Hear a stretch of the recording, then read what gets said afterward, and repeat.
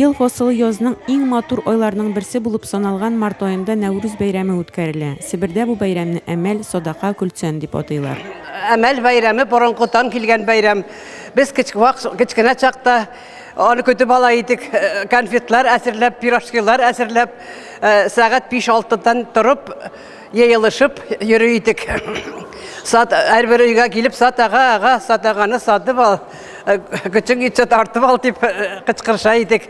Әркем чачып, конфетлар, пирожкилар, печеньелар чачып, асайышып, сумкаларны тултырып йөри идек. Көн белән төн тигезләшкән чорга туры килгән бәйрәмгә багышланган чара Тубылның Синтез мәдәният һәм сәнгать үзәгенең концерт залында үтте. Бәйрәм тамашасы балаларның чыгышлары белән башланды. Аннары төрле бәйгеләр лауреаты Айсул Юнусова «Ла илаһа илляллаху» дип аталган мөнәҗәт башкарды.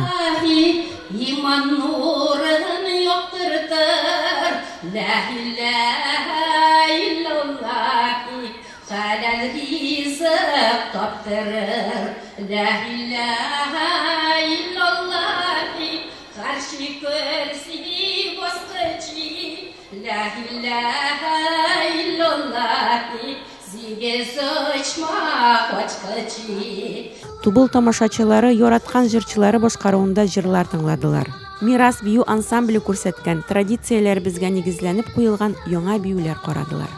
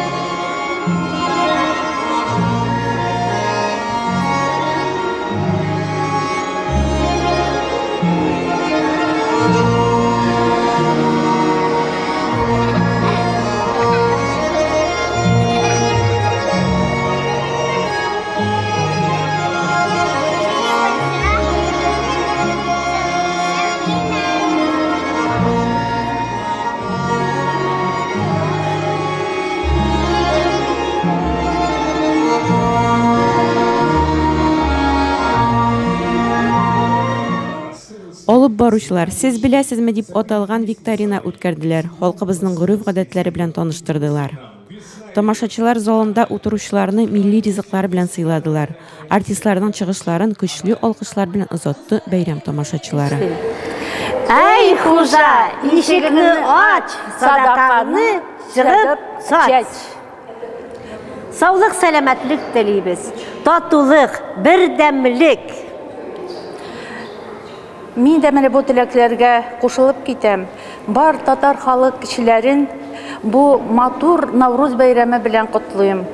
Ак бәхетләр, сау сәламәтлек, озын гомерләр телим. Бәйрәм белән сезне. Бәйрәм белән.